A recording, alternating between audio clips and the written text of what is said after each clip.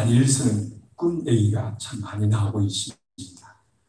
꿈을 통하여 혹은 이상을 통하여 혹은 환상을 통하여서 하나님께서는 미래에 되어질 일들을 하나님께서 마치 파노라마와 같이 당신의 종 다니엘에게 하나님의 세계의 모든 역사들을 어떻게 주관하고 계시며, 비록 지금은 악인들이 모든 것을 통치하고 다스리고 악인들 세상인 것 같이 보여지고 그들이 형통한 것처럼 보이지만, 비록 우리들의 눈에는 보이지 않지만 하나님께서 이 방면 저 방면 모든 면에 하나님이 섭리하시고 역사하시고 주관하시고 그분이 역사를 이끌어가고 계시다라고 하는 것을 다니엘에게 꼭꼭 그 마음속에 심어주시기 위한 것처럼 하나님께서 여러분의 꿈과 환상과 이상을 통하여서 다니엘에게 보여주시는 것을 볼 수가 있습니다. 오늘 우리도 거룩한 주의 성령께서 하늘과 땅의 모든 것을 통달하신 하나님이 여기신 성령 하나님께서 우리가 하나님의 말씀과 계시를 통하여서 귀를 기울이고 경청하며 우리의 마음을 집중하여 하나님의 은혜를 사모할 때마다 성령 하나님께서 여지없이 꼭 하나님께서 우리에게 하나님의 나라의 기쁜 소식과 함께 더불어 세상을 어떻게 하나님이 이끌어 가시는 건가 라고 하는 기쁘신 하나님의 경륜을 우리에게 보여주실 줄로 믿습니다. 비록 세상이 아무리 요동치고 세상이 변함없으라 할지라도 우리가 흔들리지 말고 믿음 붙들고 끝내 하나님의 승리를 믿으며 하나님의 나라의 그 백성으로서 하나님 우리에게 부여해 주실 하나님 나라의 그 기업을 상속자로서 소망하며 오늘 청지기의 사명을 이 땅에서 오늘도 충실하게 살아갈 수 있기를 소망합니다. 여러분, 이 다니엘의 첫 번째 꿈은 본인이 꾼 꿈이 아니라 당시 바벨로니아 제국의 느부갓네살 왕, 그 유대에 있던 느부갓네살 왕이 꾼 꿈을 해석하는 과정 속에서 꿈 얘기가 등장합니다. 다니엘서 2장에 보면 우리가 다시 한번 거슬려서 전체적인 윤곽을 다시 한번 잡아가 본다고 한다면 다니엘서 2장의 큰 신상의 꿈, 우상, 큰 그야말로 우상이 이 느부갓네살 왕의 꿈에 등장하지 않습니까? 머리는 금으로 이루어졌고 또 가슴과 팔은 은으로 이루어졌고 또 배와 넓적다리는 노수로 이루어졌고 또 종아리는 철로 이루어졌고 또 발은 또 그 중에 한 부분은 철로 이루어져 있고 또 한 부분은 진흙으로 이루어진 아주 기이하게 짝이 없는 큰 신상이 느부갓네살의 꿈속에 등장하지 않습니까? 그런데 정작 왕도 그 꿈을 꾸고 나서 마치 그 꿈을 잊어버린 것처럼, 그러나 너무나 불길하고 너무나도 기이한 꿈인지라 도대체 이 꿈을 해석하지 아니하고 이 꿈을 풀이하지 않고서는 하루라도 더 살 수 없을 것 같이 그런 마음의 느낌이 있어서 자기 신하에게 그 꿈을 풀어보라고 그렇게 명령을 하지 않습니까? 꿈도 알려주지 아니한 채 자기가 꾼 꿈을 알아맞추라고 얘기하고 자기가 어떤 꿈을 꾸었는가 그것을 얘기하라 하고 또 그 꿈을 해석하라는 것이었습니다.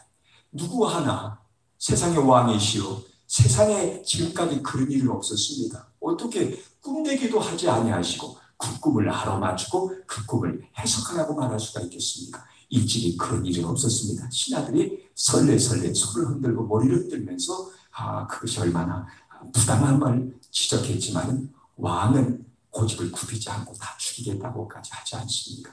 자, 그런 사이에 바로 포로민 출신으로서 끌려와 있었던 바로 다니엘이 거기에 등장하지 않습니까? 거기에 출연을 합니다. 어쨌든 다니엘서 2장, 그 다음에 다니엘서 4장 보면은 또 느부갓네살 왕이 그 후에 또 꿈을 꾸는데 큰 나무가 땅 중앙 한가운데 어마어마한 큰 나무가 하늘에 닿을 만큼 아주 그냥 울창하게 이렇게 막 잎사귀와 가지가 얼마나 번성한지 수많은 짐승들과 날짐승, 들짐승이 와서 그 그늘에 쉼을 얻으면서 또 그 가지에 이렇게 깃을 거기에 들면서 거기에 보금자리를 두고 살 만큼 온갖 들짐승들이 그 안에 깃들고 또 그 혜택을 누리면서 쉼을 얻고 있었는데 하늘나라에 순찰자가 나타나는 것이 아니겠습니까? 그가 하는 말인즉 너무 컸다는 것입니다. 나무가 너무나 컸기 때문에 그것을 잘라 베어버리라는 것이었습니다.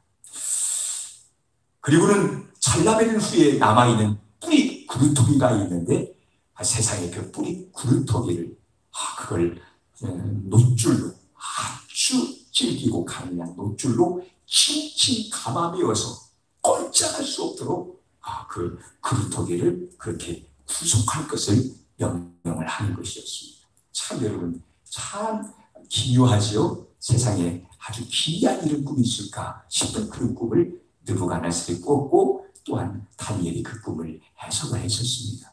아마 여러분 기억을 하실 것입니다. 이제는 다른 사람의 꿈이 아니라 이제는 자기가 꿈을 꿉니다.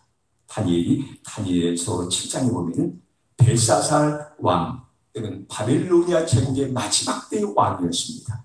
그렇죠? 이 사람이 아주 유명하게 우리 머릿속에 각인되어 있는 것은 그가 잔치를 크게 벌렸는데 갑자기 여러분 손목, 이 손가락이 나타나가지고 그 벼랑방에다가 하얀 회벽에다가 글씨를 쓰지 않습니까? 메네 대갈 우바르시, 너의 생애는 하나님의 저복에 달아보니까 너무나도 부족하다는 것이었습니다. 너는 끝났다는 것이었습니다. 하나님의 심판을 경고하는 애고하는 그런 그 내용이었습니다. 그리고는 벨사살은 그것으로 바사제국 메대 제국의 침략을 받아서 그날 밤에 멸망했다는 거 아니겠습니까? 이런 우리가 벨사살 왕은 그렇게 기억할 수가 있지 않습니까? 그런데 거슬려서 그의 원년 때 벨사살이 왕이 되어서 통치하기 시작한 바로 그 원년 때 다니엘이 자기가 꿈을 꿉니다. 이제는 자기가 꿈을 꾸는 거예요. 그 꿈을 보니까 하늘에서 갑자기 회오리바람 같은 큰 어마어마한 바람이 막 불기 시작을 하더라는 것입니다. 그리고는 그 바람이 불더니 바닷 가운데로 바람이 하늘에서 불기 시작한 바람이 밀려 들어오더니 그냥 막 그 파도를 경랑을 일으키는 거예요.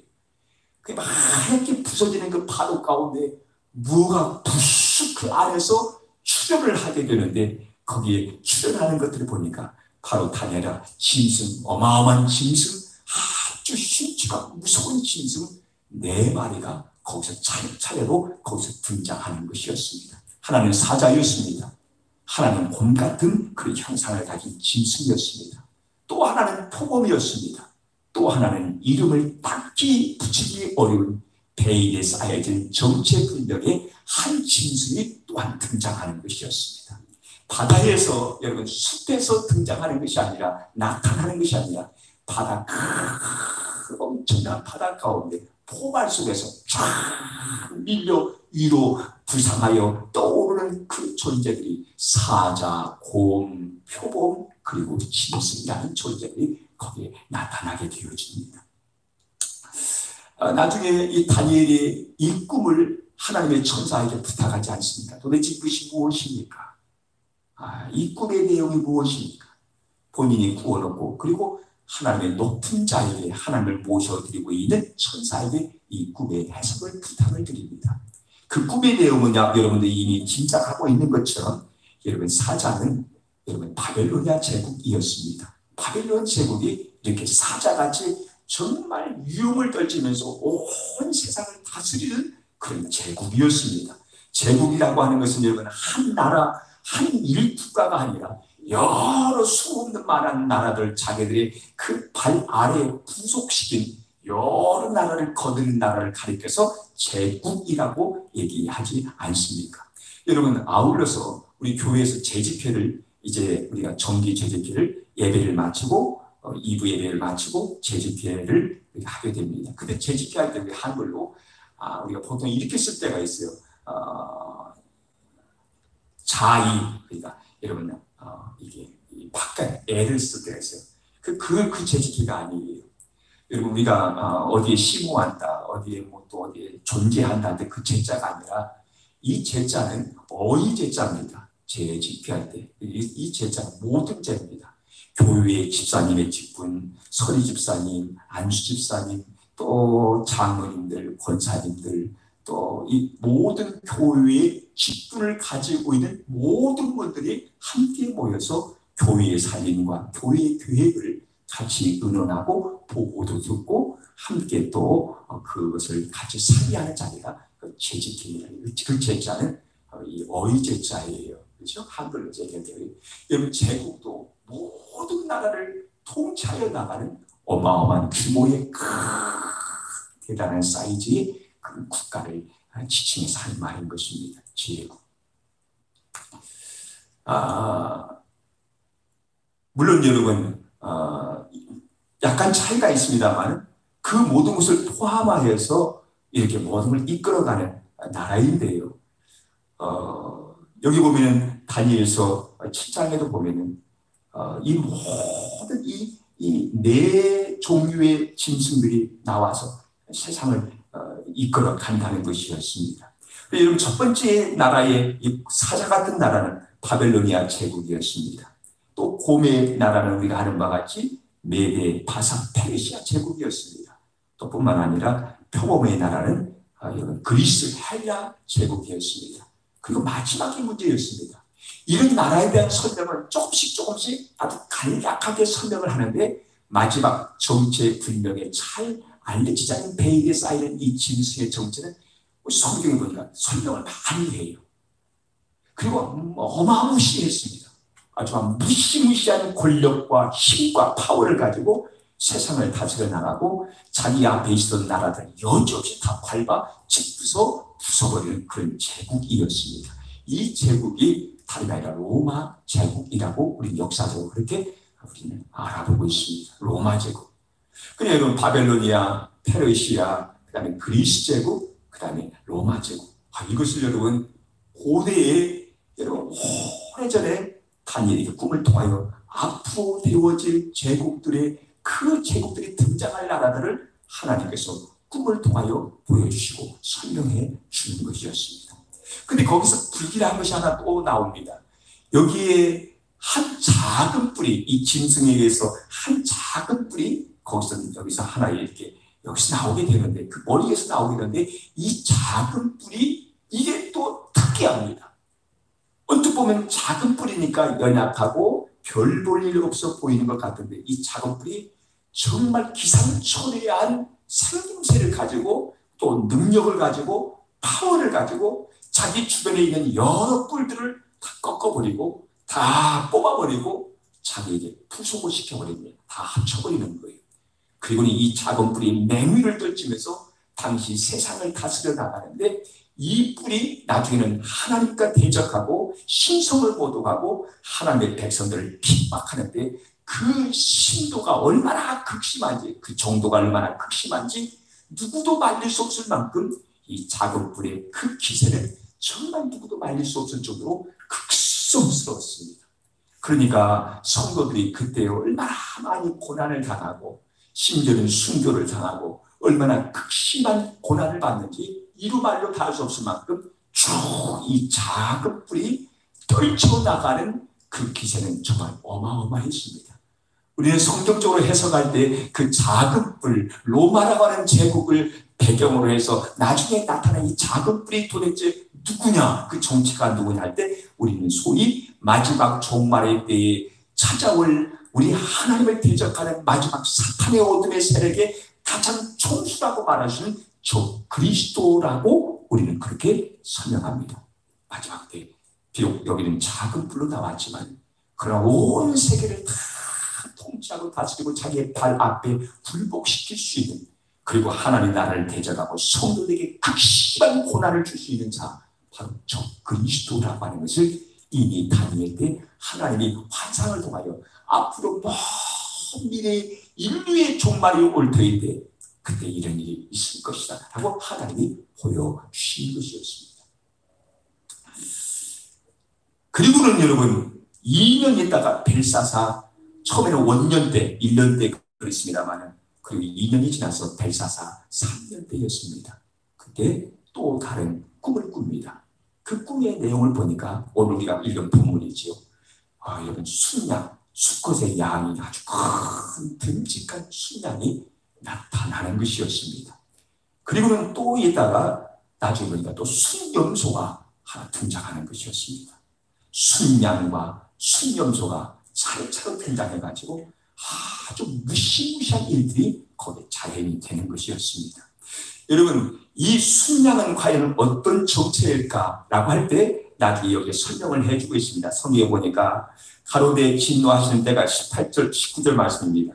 가로되 진노하시는 때가 마친 후에 될 일을 내가 내게 알게 하리니 이 이상은 정한 때 끝에 관한 일이니라. 천사가 설명을 해주는 거예요. 그 꿈을 가브리엘 천사가 설명을 해주는데, 제가 본 바 두 뿔을 가진 수양은 곧 메대와 파사의 왕들이요. 내가 본 바 두 뿔을 가진 수양은 다름이 아니라 메대와, 그러니까 메대라는 여러분 제국이 있었죠. 나중에 바사 제국과 합쳐집니다마는 페르시아의 왕들이요. 털이 많은 수염소는 곧 헬라의 왕이요. 두 눈 사이에 있는 큰 뿔은 곧 그 첫째 왕이요. 자, 여러분, 아마 여러분 세계사를 잘 알고 계시니까 아마 다 짐작을 하고 계시겠습니다만은, 여러분 이 페르시아 제국 처음에 나타난 순양은 페르시아 제국이라는 겁니다. 근데 옛날 역사적으로 보면은 페르시아의 나라가 전쟁을 나간다든지 혹은 왕궁에 깃발 있지 않겠습니까?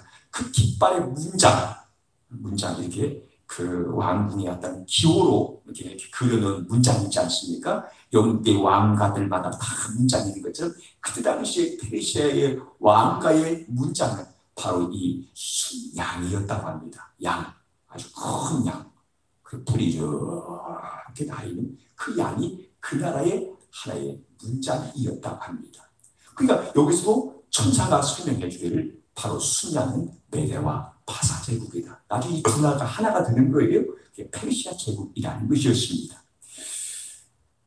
자, 그런데 이 페르시아 제국도 결코 만만한 제국이 아니었습니다. 세계 당시의 그 중동과 근동 일대를 모든 것을 자기 나라에게 부속시킬 만큼 굉장한 영토를, 심지어는 인도까지 그들의 지배하에 그들을 점령하고 다스렸던 제국이었습니다. 큰 제국이지요. 오늘 성경에 보니까 거기에 대한 설명이 나와 있습니다. 여기 보니까 4절입니다. 내가 본즉 그 수양이 소와 북과 남을 향하여 받으나 그것을 당할 짐이 받는다 말은 뿔로 상대방을 받는다는 겁니다. 그러니까 이 순양이 아주 그냥 용감무쌍해서 막 그 용맹을 가지고 주변의 나라를 막 쳐 부수는 거예요. 그런데 그 주변의 나라들이 그것을 당할 짐승이 하나도 없고 못 당하는 거예요. 승승장구하면서 계속 정복을 해나가고 뻗어져 나가는데 그 손에서 능히 구할 리가 절대로 없으므로 그것이 임의로 행하고 스스로 강대하더라. 마음 먹은 대로 다 주된 나라를 다 자기 나라에 정복하고 부속시킬 만큼 정말 이 형통한 나라였다는 것입니다. 아주 강한 나라였어요. 자, 이렇게 이 나라, 이 제국만 놓고서도 다니엘의 그 광경, 피딩천 영상처럼 그 페르시아의 제국의 그 모습을 하나님께서 영상을 통하여서 이렇게 보여줄 때 그것만 가지고서도 막 어마어마했던 것 같아요. 그걸 놓고 다니엘이 막 깊은 생각에 빠져들어가는 것입니다.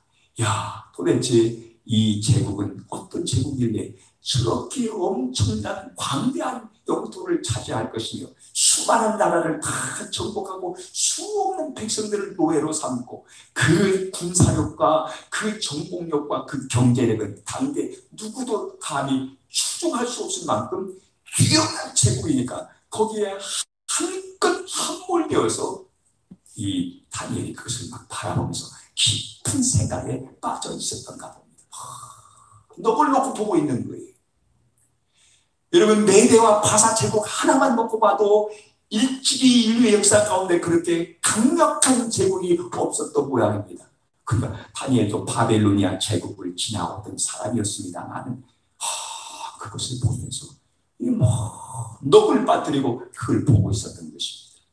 그런데 여러분, 그걸 한참 바라보면서 사색에 빠져 있을 그때에 한 수염소가 서편에서부터 와서 온 주변에 두루 다니며 땅에 닿지 아니하며 얼마나 그 속도가 빠른지 그 발이 땅에 닿지 않는데요. 아주 민첩하게 날렵하게 막 그걸 이동해 나가는데 여러분 아시는 바와 같이 20대의 나이에 왕위에 등장해가지고 33세의 그의 아주 단명한 여러분 그리스 제국의 여러분 왕 알렉산더 대왕을 알지 않습니까? 그렇죠? 이 나라의 특징 중에 하나는 마치 동양의 징기스칸의 부대와 같이 아주 신속하게 빠른 속도로 이동해가는 그 속도를 벌일 줄 아는 그런 강력한 군사력을 가지고 있었습니다. 여기도 성경에서 얘기하기를, 예고하기를, 그들은 뭐라고 합니까? 온 시면에 두루 다니며 땅에 닿지 아니하며, 얼마나 민첩하게 빠른 속도로 이동해 가는지 땅에 닿지 아니하며 그 염소의 두 눈 사이에는 현저한 뿔이 있더라. 자, 염소가 뿔이 있습니다만 그 두 눈 사이 여기에 뿔이 하나 코프시점 이렇게 나와 있다는 거예요. 근데 그 뿔이 현저한, 아주 그야말로 영어로 리마커블, 아주 그냥 특이하게, 아주 그냥 막 그냥 정말 눈여겨볼 수밖에 없을 정도로 아주 막 큰 뿔이 하나 여기 툭 튀어나오는 거예요. 그 뿔이 누구냐? 바로 알렉산더 대왕이었습니다. 여러분, 그 젊은 나이에 33살 30대 약관의 나라에 온 세상을 다 정복했다고 하지 않습니까? 그렇죠? 온 세상, 그 방대한, 여러분, 그러니까 여러분, 이 그리스가 저 유럽 쪽이 아닙니까? 거기서부터 시작을 해서 이쪽 이 중동 근동 지역으로 해서 중동 지역까지 해가지고 메소포타미아 지역과 심지어는 아프리카, 인도, 이 모든 것을 다 정복했던 왕이었습니다. 대단했죠. 그 젊은, 여러분, 30살 33살에 죽습니다. 인도에서부터 앞으로는 푹 갈라다가 풍토병에 걸려서 그냥 장군들이 말리죠. 왕이여, 가지 마십시다. 이제는 우리가 다시 조국으로 돌아가야지. 우리가 후에 이 후방비를 잘하지 않으면 반란이 일어날 수가 있으니까 우리 조국으로 돌아가야 합니다. 말을 해요. 그래도 계속 동진하여 서진하여 갈라다가 신하들에 말리거든요. 그런 사이에 그만 풍토병에 걸려서 열병을 앓다가 그만 33살의 나이에 죽고 말았습니다. 정말 인류의 역사 가운데 그만 아주 독특한, 나폴레옹도 얘기합니다만 이와 같이 여러분, 알렉산더 대왕은 정말 대단한 인물이었습니다. 30살의 나이, 33살의 나이. 저도 그래서 우리 청년들이 나이가 30살입니다, 33살이다 하면 쉽게 생각하지 않아요. 야, 그 나이에는 세상도 정복할 수 있는 나이. 그렇죠? 비록 여러분 물리적으로 이런 세상은 아니라 할지라도 자기 학문 분야를 또 정복할 수가 있고요. 자기 어떤 사역의 한 분야를 정복할 수도 있고요. 그렇죠? 모든 인간관계 혹은 자기 업무의 어느 한 분야를 정복할 수도 있겠구나. 30살의 나이는 여러분 그렇게 여러분 물렁물렁한 나이가 아니더라고요. 알렉산더 대왕이 대단하지 않습니까? 아주 현저한 뿔이 있었던 그런 자였습니다. 그런데 그것이 두 뿔 가진 수양 곧 내가 본 바 강가에 있던 강에게로 나아가되 분노한 힘으로 그들에게로 달려가더니 6절입니다. 7절 내가 본즉 그것이 수양에게로 가까이 나아가서는 더욱 성내어 그 수양을 쳐서, 이 수양은 아까 말한 여러분 바사 페르시아 제국입니다. 그 페르시아 제국을 몰아붙이는 거예요. 그 두 뿔을, 여러분 이 수양의 두 뿔이 있다고 했지 않습니까? 그 두 뿔을 꺾거나 수양에게는 그것을 대적할 힘이 없으므로 그것이 수양을 땅에 엎드려뜨리고 짓밟았으나 능히 수양을 그 손에서 벗어나게 할 리가 없었더라. 바로 알렉산더 대왕이 세상의 페르시아 제국, 이 바사 제국이 멸망당하고 그것도 이 약간의 아주 새파란 젊은 친구에게 그 제국이 무너질 줄이야 누가 생각이나 했겠어요. 아주 민첩하게 날렵하게 이동하는 그 속도전을 가지고 몰아붙여서 이 전기전기 새파란 젊은이가 거느리는 나라에 의해서 세상에 그 오랜 세월이 이 바벨로니아, 그 다음에 여러분 바사, 이 바사 제국이 하루아침에 사라져버리는 것이었죠. 바로 그가 수염소로서 대변되는 자였습니다.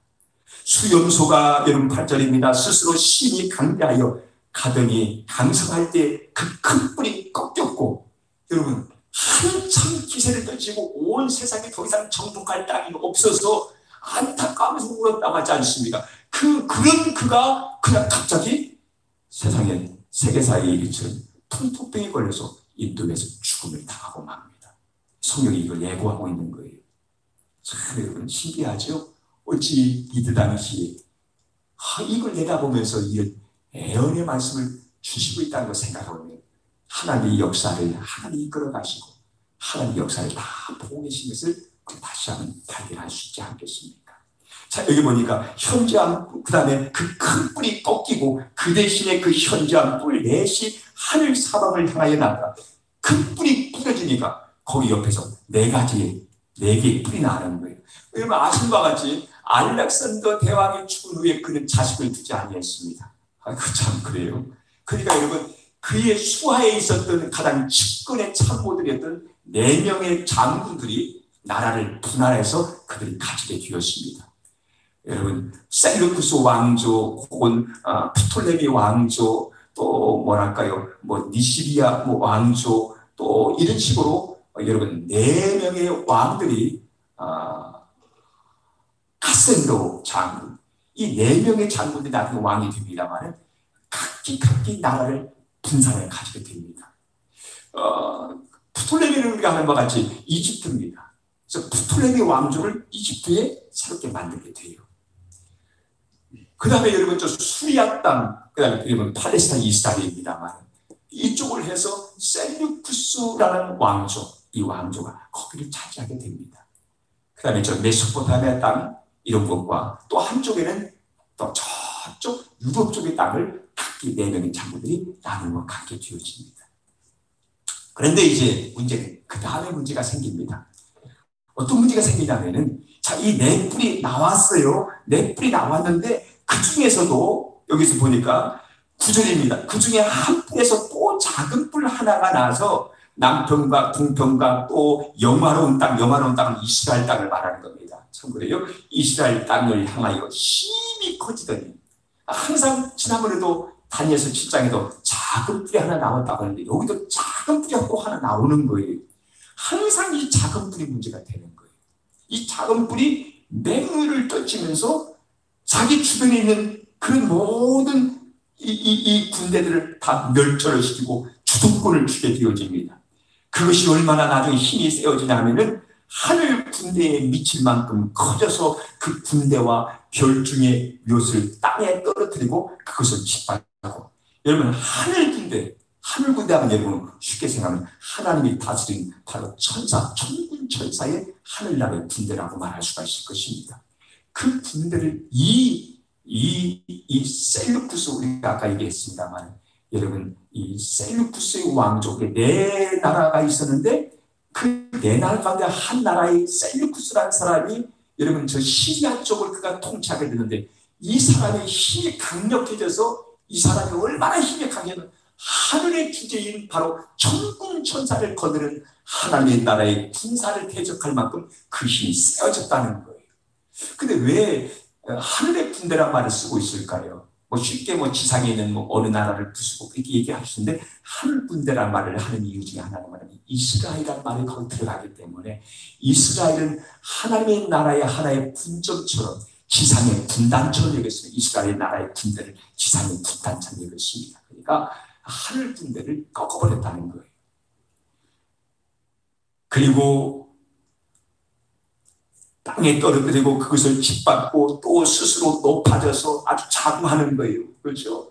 세상에 자기보다 더 높고 힘이 강력한 나라는 없다고 생각하면서 군대의 주제를 대적하는 하나님입니다. 모든 만군의 왕 되시는 하나님을 대적하며 그에게 매일 드리는 제사를 제하여 버렸고 제사를 없애버려 나중에 이스라엘의 땅에 와가지고 제사를 없애버립니다. 그의 성소를 헐었으며 그렇죠? 성소를 부숴버렸습니다.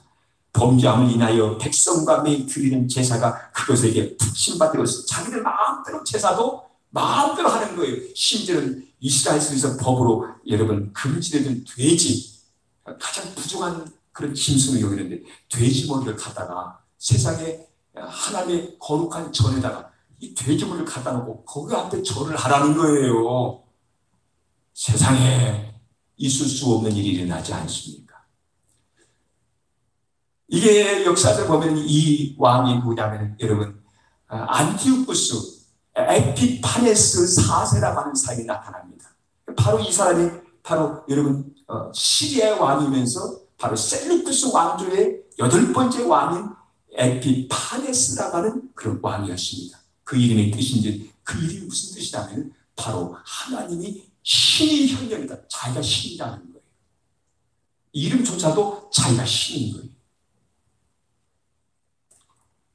와가지고 얼마나 극심하게 이스라엘을 괴롭히는지, 처음에는 그 지역을 다스리고 분할해서 받았던 그런 장군이었지 않습니까? 그러나 나중에 주변 나라를 다 쳐서 자기가 부속시키는 거예요.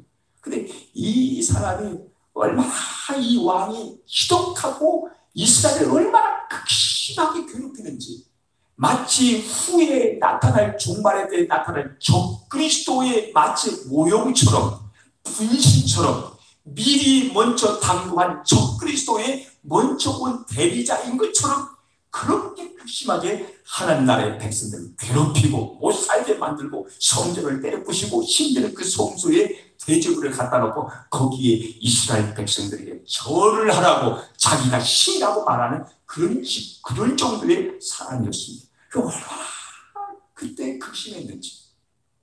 물론 그 뒤에 참다 견디다 못해서 소위 마카비 혁명이 일어납니다. 이스라엘 마카비가 망치란 뜻입니다. 망치란 이름을 가진 사람들이 일어나요. 그 사람이 일어나고 혁명을 일으켜서 나중에 그 성경을 정화를 시킵니다만 그 전까지 얼마나 극심하게 어려움을 당하는지 몰라요. 얼마나 극심하게 어려움을 당하는지 오늘 성경 보니까 13절 14절에 이런 말이 나와 있습니다. 내가 들은즉 거룩한 자가 말하더니 다른 거룩한 자가 그 말하는 자에게 묻되 이상에 나타난 바 매일 드리는 제사와 망하게 하는 죄악에 대한 일과 성소와 백성이 내어준 바 되었고 또한 짓밟힌 일이 어느 때까지 이룰고 하며 천사들이 둘이 서로 얘기를 주고 받는 거예요. 야, 이거 언제까지 이러는 거야? 언제까지 저놈이 저렇게 세상에 하나님의 성소와 그 백성들을 다 짓밟고 제사를 마음대로 자기 성대가 만들고 돼지 머리를 갖다 놓고 하나님의 성소에 돼지 피를 뿌려가면서 이렇게 모욕을 하면서 하나님의 말씀을 저 대적하는 자를 언제까지 우리가 눈을 뜨고 바라봐 줘야 할 것인가? 도대체 저놈이 언제까지 갈 것인가? 라고 천사들이 서로 묻더라는 거예요. 언제까지 저런데? 그러니까 한 천사가 다니엘, 그걸 지켜보고 있는 다니엘에게 말합니다. 그가 내게 이르되 14절입니다. 오늘 읽은 말씀이 마지막 절이죠. 2300주야까지 그때가 성소가 정결하게 함을 입으리라 하였느니라. 2300주야, 낮과 밤이 2400번 변할 동안에 계속 에피파네스가 그렇게 극성을 들면서 그 사람이 약 11년인가 14년 동안 제위를 했다고 합니다. 이게 막 지독히 그냥 핍박을 하는 거예요. 근데 여기 보니까 이 이스라엘과 관련돼서 핍박을 주던 날들이 2300주야라는 겁니다.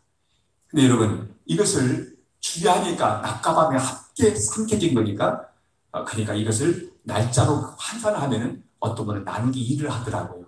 그럼 1150이 됩니다. 그걸 연 단위로 환산해 보니까 300 음력이니까 이때는 음력으로 360으로 나눠보니까 3년 반. 요한계시도 3년 반의 극심한 대환란이 애고되고 있지 않습니까? 그러니까 이때도 보니까 마치 종말에 적그리스도가 와가지고 분탕질하고 하나님의 교회와 하나님의 백성들을 그렇게 괴롭히고 고난을 주는 그것이 마지막 종말들이 있을 텐데 이 모습 그대로 가져와서 이 시대 당시에 그걸 재현하고 있는 거예요.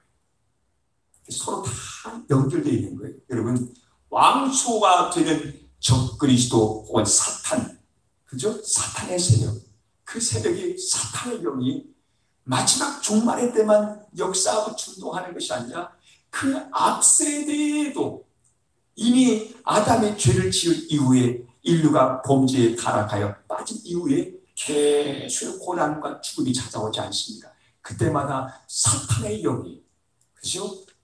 한 번만 그런 것이 아니라 시대를 두고 세대를 두고 계속해서 당신이 하신 줄 세워서 계속 인류의 역사 가운데 메시아가 역사하시고 메시아가 찾아오시는 그 택줄을 끊어버리고 하나님 우리를 구속하고 우리를 회복시키지 못하도록 계속 사탄의 영을 부여받은 이들이 계속 역사 가운데 시대마다 세대마다 역사마다 계속 중독된 해왔었어요.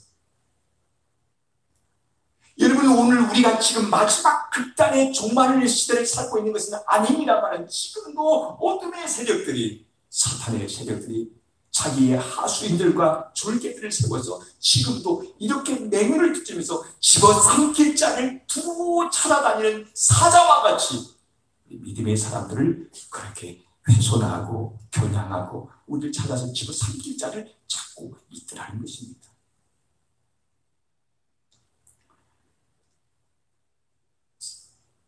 말씀을 맺으려고 합니다. 여러분, 그러면요, 다니엘이 92세 정도에 그가 세상을 떠고 죽습니다. 고레스 왕이 칙령을 해서 다 돌아가라 하고 하지 않습니까? 그때 다니엘도 그때 고레스 왕이 죽을 때 그때쯤에서 같이 죽었다고 합니다. 92세쯤 죽었대요. 어쩌면 여러분 그 나이도록 그런 평생 동안 바벨론 제국, 바사 제국에서 일하다가 죽은 사람입니다만 어찌 보면 생각해 보십시다. 하루하루 살아가는 것, 그에게 주어진 총리로서의 주어진 그 업무가 얼마나 막강하겠어요. 막심하겠지요.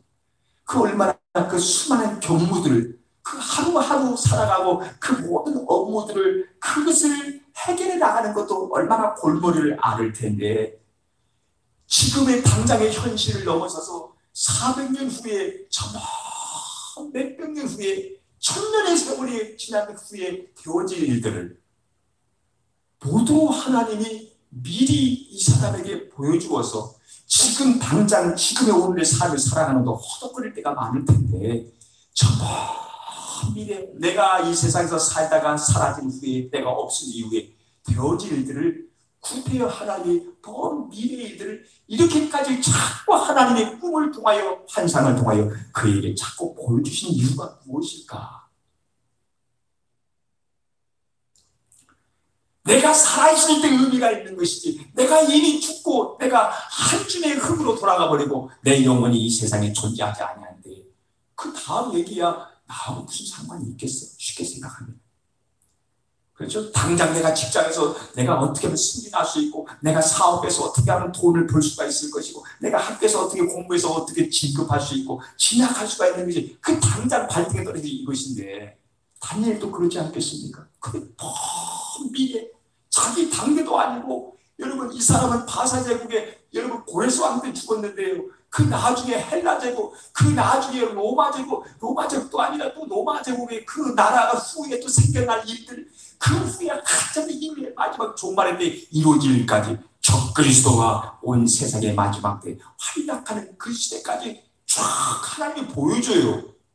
도대체 어디다 써먹으라고 하나님이 이런 것을 자꾸 그에게 거듭거듭 보여주실까요? 여러분 그래요. 순수가 그렇더라고요. 처음에는 큰 그림을 보여주십니다. 옛나라 왕 내 짐승을 통하여 큰 그림을 로마 제국까지 적그리스도가 나오는 까지 보여주는 다니엘서 7장에 그리고 이름으로 읽은 다니엘서 8장에 보니까 조금 범위를 좁힙니다.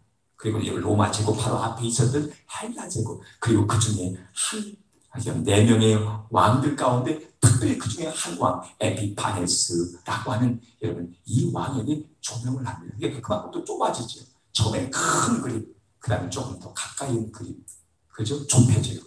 그리고 우리가 다음에 살펴볼 거 보면 바로 이스라엘이 고레스 왕의 칙령에 따라서 예루살렘으로 귀환해 가는 70년의 보호 기간이 끝나면 너희가 돌아가리라. 그것에 대한 말씀을 그가 발견하는 것입니다.